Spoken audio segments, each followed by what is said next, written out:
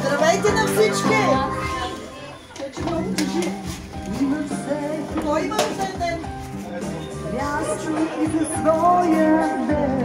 Я стани до мен. Знае си от край, че тогава е роден.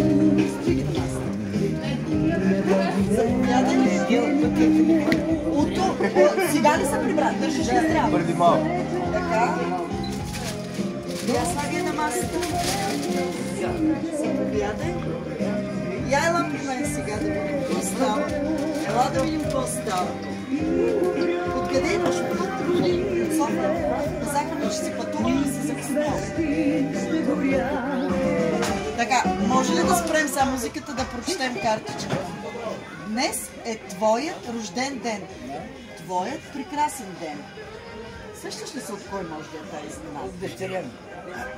Но имаш две дъщери. От Райна малката. От малката. Ами ако е от Райна и от Наталия? Да, може и от... Не дай така, от двете дъщери. Не прави разлика между тях.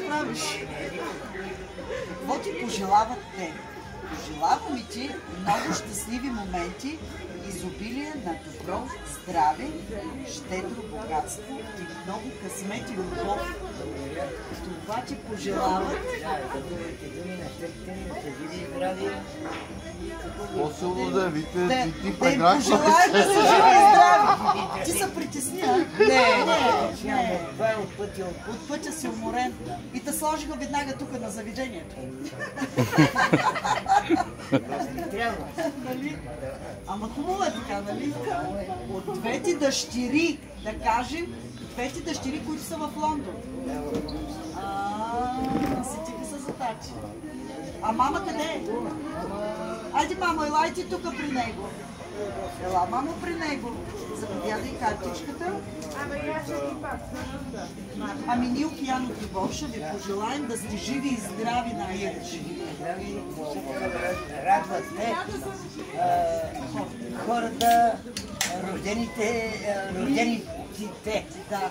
И всички други. И всички. Да са живи и здрави. И дъщерите, където да ходят. И да им пратим много поздрави от село Мокреш. Мокреш или Мокреш? Мокреш. Живи и здрави.